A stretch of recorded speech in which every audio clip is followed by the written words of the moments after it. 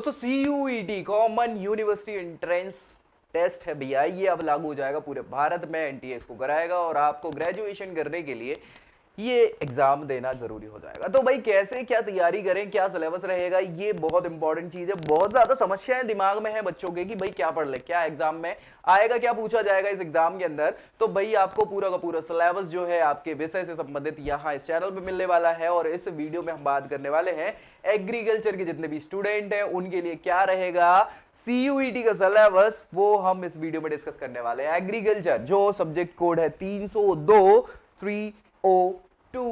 इस सिलेबस को क्लास 12 का जो सिलेबस है वो हम यहाँ पे देखने वाले हैं। तो भैया आप बिल्कुल दिल थाम के बैठ जाइए। सबसे पहली चीज तो ये याद रखना है कि ये जो एग्जाम होगा उस एग्जाम में 50 क्वेश्चन आने वाले हैं आपके एग्रीकल्चर से रिलेटेड। इन 50 क्वेश्चन में से आपको केवल 40 करने की आवश्यकता है। 50 करने के चक्कर में बैठिएगा मत, 40 ही करना है और 40 में पूरी दम लगा देना है। ठीक है भैया, क्या क्या आने वाला है? तो यूनिट 1 जो है इसमें एग्रो मेटेरोलॉजी, ठीक है भाई, एग्रो मेटेरियोलॉजी ये आने वाला है। जेनेटिक्स आएगा, प्लांट ब्रीडिंग आएगा, बायोकेमिस्ट्री और माइक्रोबायोलॉजी, ये पूरा का पूरा आपका यहां यूनिट 1 में आने वाला है। एग्रो मेटेरियोलॉजी के अंदर हमें पढ़ना है, क्या क्या पढ़ना है कि कब रेनफॉल होगा, मौसम कैसे रहेगा, टेम्परेचर के क्या क्या चेंजेस हो सकते हैं, ह्यूमिडिटी क्या है, विंड वेलोसिटी क्या है, सनशाइन वेदर फोरकास्टिंग क्या है, यहाँ पे क्लाइमेट चेंज का क्या होगा, कि क्रॉप प्रोडक्शन पे इन सारे की सारी चीजों का क्या इफेक्ट पड़ सकता है। इन सारी चीजों को बहुत अच्छे से आपको पढ़ लेना है।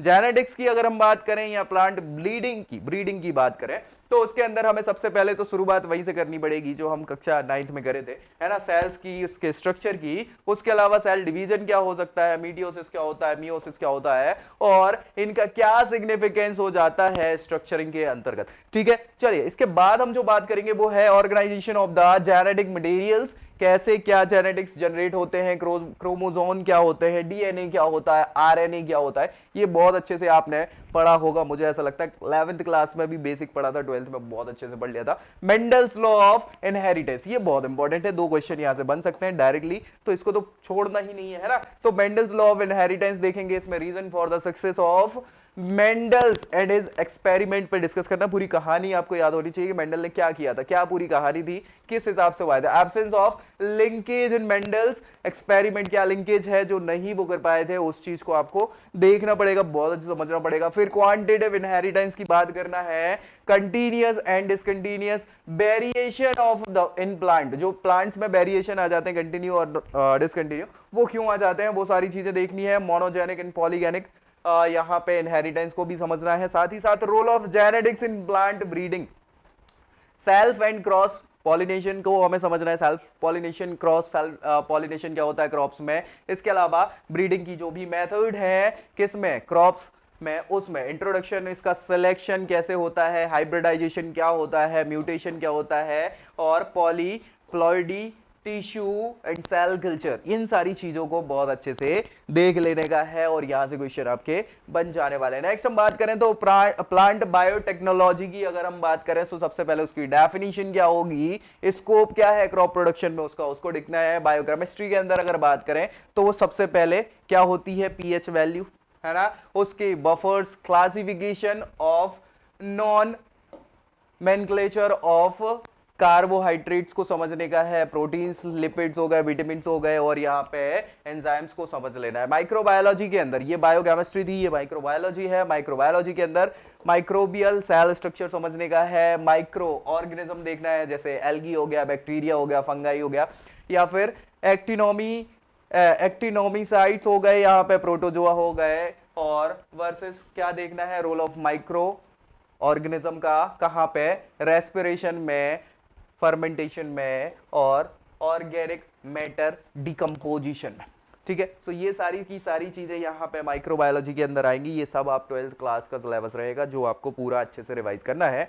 और इसके बाद सेकंड यूनिट की अगर हम बात करें तो यहाँ पे लाइव स्टॉक प्रोडक्शन की बात चल रही है, उसको आपको बहुत अच्छे से देखना है। सबसे पहले तो स्कोप और इंपॉर्टेंस को समझना है कि क्या क्या यहाँ पे इंपॉर्टेंस है किसका, लाइव स्टॉक्स का, कहाँ पे, एग्रीकल्चर की फील्ड में और इंडस्ट्री की फील्ड में। ठीक है, साथ ही साथ यहाँ पे जो भी रेवोल्यूशन हुआ है इस फील्ड में इंडिया में, उसके बारे में भी आपको देख लेने का है। इंपॉर्टेंट ब्रीड्स, है ना, कौन कौन सी इंडिया हो गई, इंडियन ब्रीड्स हो गई, एक्सोटिक हो गई, distribution of cows, buffaloes and poultry in India. ठीक है, तो ये बहुत इंपॉर्टेंट हो जाएगा। इसके बाद केयर एंड मैनेजमेंट आपको समझना है, जिसमें कैटल्स का सिस्टम और जो पोल्ट्री हाउसेज हैं उनके बारे में आपको देखना है। यहाँ पे प्रिंसिपल ऑफ फीडिंग, क्या फीडिंग का प्रिंसिपल होगा, फीडिंग प्रैक्टिसेस क्या होगी, ये देखना है। इसके अलावा बैलेंस रेशन जो डेफिनेशन है उसकी, और इंग्रेडिएंट्स हैं वो क्या क्या हो सकते हैं राशन के। इसके अलावा आपको देखना है मैनेजमेंट, किसका मैनेजमेंट, कैप्स का, बुलोक्स का,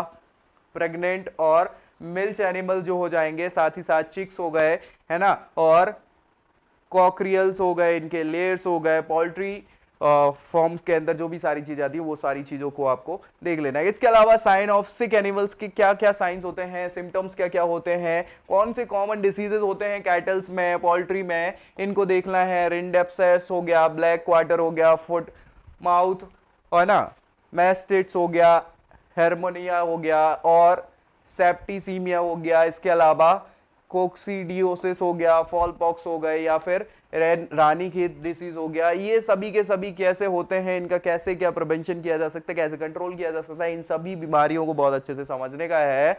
इसके बाद आर्टिफिशियल इंसेमिनेशन की बात करेंगे तो इसमें रिप्रोडक्टिव ऑर्गन्स क्या कैसे होते हैं, कलेक्शंस कैसे होता है, डाइल्यूशन क्या होता है यहाँ पे, है ना, प्रिजर्वेशन ऑफ सीमन कैसे क्या करेंगे, आर्टिफिशियल इंसेमिनेशन क्या होगा, रोल ऑफ आर्टिफिशियल इंसेमिनेशन क्या है कैटल इंप्रूवमेंट में, इसका क्या रोल है वो आपको बहुत अच्छे से देखना है। फिर लाइव स्टॉक प्रोडक्शन की अगर हम बात करें तो भैया प्रोसेसिंग हो गई और उनकी मार्केटिंग हो गई, इसमें चाहे वो दूध की बात हो या दूध के प्रोडक्ट हों, उन सभी को हमें देखना है लाइव स्टॉक प्रोडक्शन में। इसके साथ ही फिर सेकंड यूनिट खत्म, थर्ड यूनिट में आएगा क्रॉप प्रोडक्शन के बारे में आपको बहुत अच्छे से देखना है क्या क्या क्रॉप प्रोडक्शन है। सबसे पहले इंट्रोडक्शन के अंतर्गत टारगेट अचीवमेंट की बात करना है, किसकी, food grains production in India. कब की बात चल रही है, इंडिपेंडेंस के बाद की, क्या इसका फ्यूचर हो सकता है, प्रोजेक्शन क्या होगा, सस्टेनेबल क्रॉप प्रोडक्शन क्या होता है, कमर्शियलाइजेशन ऑफ एग्रीकल्चर, और स्कोप क्या है इन सारी चीजों का भारत में, इसको देख लेने का है। फिर क्लासिफिकेशन देखना है फील्ड क्रॉप्स की, यहाँ पे उनकी यूटिलिटी के हिसाब से, जैसे सीरियल्स हो गए, पल्सेस हो गए, ऑयल सीड हो गए, फाइबर, सुगर और फोरेज क्रॉप वगैरह है, इन सब को बहुत अच्छे से समझ लेने का है। इसके अंतर्गत फिर कैसे सॉइल की क्या फर्टिलिटी होती है, फर्टिलाइजर और मेजर्स क्या होंगे, ये इसी के अंदर आएंगे। फिर सॉइल देखना है, सॉइल का क्या पीएच हो सकता है, सॉइल टेक्सचर क्या होता है, सॉइल स्ट्रक्चर हो गया, सॉइल ऑर्गेनाइजेशन हो गया, सॉइल टिल्थ हो गई, और इसमें फर्टिलिटी हो गई और हेल्थ हो गई सॉइल की, क्योंकि इसी पे तो क्रॉप का प्रोडक्शन होना है, तो हमें बहुत इंपॉर्टेंट है मिट्टी के बारे में बहुत अच्छे से सारी जानकारी पता होना चाहिए। एसेंशियल प्लांट न्यूट्रिशन की बात करेंगे हम, न्यूट्रिएंट्स कौन कौन से होते हैं, उनके क्या फंक्शन होते हैं, डिफिशियंसी सिम्टम्स क्या क्या हो सकते हैं, वो सारी चीजें देखनी है। सॉइल के टाइप, भारत में 8 प्रकार की सॉइल होती हैं और उनकी कैरेक्टरिस्टिक्स को समझना है, क्या विशेषताएं हैं, वो आपको बहुत अच्छे से पढ़ लेना है। ऑर्गेनिक मैन्योर की बात करेंगे, कॉमन फर्टिलाइजर कौन कौन से हैं इसमें, हम चाहे वो स्ट्रेट कॉम्प्लेक्स फर्टिलाइजर हो, मिक्सचर्स हो, या बायो फर्टिलाइजर हो, है ना, और इसके अलावा इंटीग्रेटेड न्यूट्रिएंट्स मैनेजमेंट सिस्टम क्या है, इसको भी बहुत अच्छे से समझना है। तो ये आपका हो जाएगा थर्ड चैप्टर क्रॉप प्रोडक्शन का।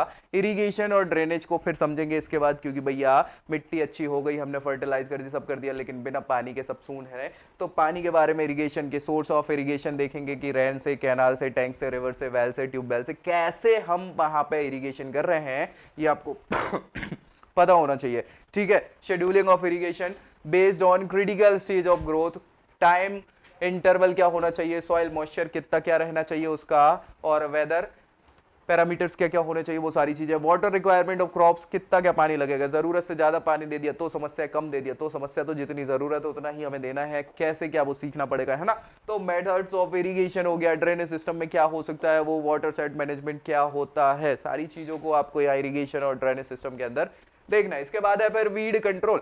वीड कंट्रोल भैया बहुत इंपॉर्टेंट है, क्यों भैया, प्रिंसिपल देखना है सबसे पहले, मेथड्स कैसे क्या कंट्रोल करें, यहाँ पे कल्चरल हो गया, मैकेनिकल हो गया, केमिकल, बायोलॉजिकल और इंटीग्रेटेड वीड मैनेजमेंट, ये सारे के सारे टाइप हैं वीड मैनेजमेंट के, वो आपको कंट्रोल के लिए बताएंगे, तो आपको भैया वो बहुत अच्छे से पढ़ना है। क्रॉप्स की बात करेंगे तो सीड वेज जो भी यहाँ पे प्रिपरेशन होती है, सीड का ट्रीटमेंट क्या होता है, टाइम और क्या मेथड होती है, सोइंग की, फिर प्लांटिंग की, सीड रेट क्या होता है, डोज कितना होगा, मेथड, टाइम ऑफ फर्टिलाइजर कौन कौन सा होगा, एप्लीकेशंस देखनी है उसकी, इरिगेशन सिस्टम देखना है, inter cultural and weed control, सारी चीजें। कॉमन जो भी पेस्ट है, डिसीजेज हैं, उन सारी चीज़ों को आपको पता होना चाहिए, जो भी बैक्टीरिया, फंगी, वायरस और इन सारी चीज़ों के द्वारा होता है और उनको कंट्रोल कैसे किया जा सकता है, ये सारा का सारा आपको पता होना चाहिए। इंटीग्रेटेड पेस्ट मैनेजमेंट देखना है, फिर इसके अलावा हार्वेस्टिंग कैसे क्या करेंगे, थ्रेसिंग क्या होगी, पोस्ट हार्वेस्ट के बाद क्या क्या टेक्नोलॉजीज होती हैं, कैसे स्टोरेज करेंगे, क्या प्रोसेसिंग होगी मार्केट में,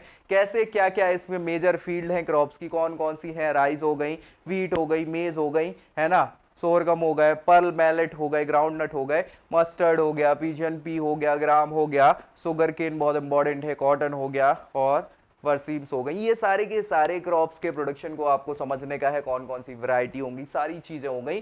थर्ड यूनिट के बाद फोर्थ यूनिट जो है हॉर्टिकल्चर से रिलेटेड है। भैया सब कुछ आपको पता होना चाहिए कि क्या क्या इंपॉर्टेंस है किसकी, फ्रूट्स और वेजिटेबल की, किसमें, हम लोगों के लिए ह्यूमन की डाइट में क्रॉप डाइवर्सिफिकेशन हो जाएगा, प्रोसेसिंग इंडस्ट्रीज क्या क्या होती हैं, इसके अंतर्गत क्या क्या है, ठीक है। फिर भैया और कट की बात करें, लोकेशन हो गई, लेआउट हो गई, ऑर्नामेंटल गार्डनिंग हो गई और किचन गार्डनिंग हो गई, किस टाइप से ये हो सकते हैं। इसके अलावा अगर प्लांटिंग सिस्टम की बात करें, ट्रेनिंग की बात करें, पर्निंग की बात करें, इंटरक्रॉपिंग की बात करें, प्रोडक्शन की बात करें, फॉस्ट और सबमन, इन सबको बहुत अच्छे से आपको एक बार पढ़ लेना है। इसके अलावा फिर भैया क्या ट्रीज होते हैं, क्या श्रब्स होते हैं, क्लाइंबर्स क्या होते हैं, एनुअल्स होता है, पेरानिलियल, यहाँ पे इन सब की डेफिनेशन हो गए, एग्जाम्पल हो गए। प्रोपोगेशन बाय सीड की बात करेंगे, कैसे क्या कटिंग करना है, बडिंग क्या होती है, लेयरिंग क्या होती है और साथ ही साथ ग्राफ्टिंग क्या होती है। ये सारी की सारी चीजें यहाँ पे ट्री स्क्रब्स के बारे में हमें बहुत अच्छे से समझना है ताकि आपसे ये सारे क्वेश्चन बन जाए। फिर भैया बात आ जाएगी कल्टीवेशन की, प्रैक्टिस करना है, प्रोसेसिंग मार्केटिंग करना है, किस किस की। यहाँ पे फ्रूट्स में हम बात करेंगे मैंगो और पपाया की, वेजिटेबल्स में हमें रेडिश हो गया, कैरेट हो गया, पोटैटो, ऑनियन हो गया, कॉलीफ्लावर हो गया और टोमेटो, स्पिनच और कैबेज, ये जितनी भी मेन इंपॉर्टेंट वेजिटेबल्स हैं उनके बारे में। फ्लावर्स की अगर हम बात करें तो ग्लैडियस की बात करना है, कैन्ना की बात करना है, कैरिसेंथेमम्स की बात करना है, गुलाब तो आप बात करो ना करो कर ही लोगे, है ना, मैरीगोल्ड की बात करना है। प्रिंसिपल और मेथड किसकी, फ्रूट्स एंड वेजिटेबल प्रिजर्वेशन की, ये सारी चीजों को बहुत अच्छे से पढ़ लेना है। प्रिपरेशन ऑफ जेलीज हो गए, जैम्स हो गए, यहाँ पे कैचअप बनाते हैं, चिप्स बनाते हैं, उनकी पैकिंग वगैरह कैसे करते हैं, ये सारा प्रिजर्वेशन और उसके आगे का हो जाएगा। तो ये पूरा का पूरा एग्रीकल्चर से रिलेटेड आपका सिलेबस है क्लास 12 का, जो सीयूईटी में आने वाला है और पूरा हमने डिस्कस कर लिया। अब जो भी समस्या आ रही है कमेंट करके आप बता दीजिएगा। वीडियो को लाइक करना बिल्कुल नहीं भूलना है, दोस्तों में शेयर कर दो और वीडियो के लिए, सारी की सारी वीडियो के लिए चैनल को सब्सक्राइब करना बिल्कुल मत भूलिए। और ऐसी ही अन्य जानकारी के साथ मिलते हैं नेक्स्ट वीडियो में, तब तक के लिए जय Hind. I hope you like this video. For more such videos, keep watching our channel. And do not forget to like, share,